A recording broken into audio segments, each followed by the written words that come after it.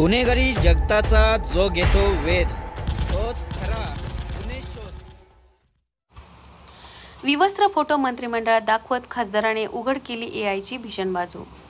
Wellington, New Zealand आधुनिक तंत्रज्ञान किती घातक ठरू शकते याचे धक्कादायक उदाहरण न्यूझीलंडच्या संसदच्या सभागृहात पाहायला मिळाले।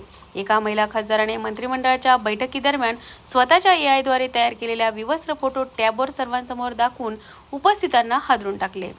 संपूर्ण सभागृह क्षणभर स्तब्ध झाले, मात्र त्या खासदाराने लगेच स्पष्ट केलं की हा फोटो खोटा आहे आणि तो एआय डिफेक्ट तंत्रज्ञानाच्या साहाय्याने तयार करण्यात आला आहे। या कृतीमागचा उद्देश होता लोकांना सावध करणे।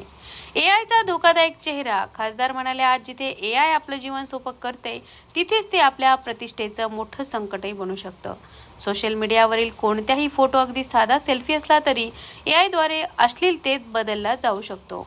त्यांनी हेही स्पष्ट केलं की स्त्री पुरुषांच्या एकत्र फोटोवरून अश्लील डिफेक्ट क्लिप्स तयार करणं आज सहज शक्य आहे। हे फक्त नामोहरम करणं नव्हे तर मानसिक छळ, सामाजिक बदनामी आणि न्यायाच्या प्रक्रियेवरती प्रश्नचिन्ह उभं करतं। जनतेसाठी इशारा। फोटो पोस्ट करताना काळजी घ्या, एआय तंत्रज्ञानाच्या जाळ्यात कोणीही अडकू शकतं। आज अनेक सन्माननीय व्यक्तीवर डिफेक्ट क्लिपद्वारे आरोप लावले जात आहेत। हे तंत्रज्ञान बिनदिक्कत अनियंत्रित पसरत असून त्यावर कडक कायद्याची गरज आहे। काय हवंय आता? एआय तंत्रज्ञानावरील नियंत्रण, डिफेक्ट प्रतिबंध कायदे, सोशल मीडियावर कडक मॉडरेशन, सर्वसामान्य नागरिकांत जनजागृती।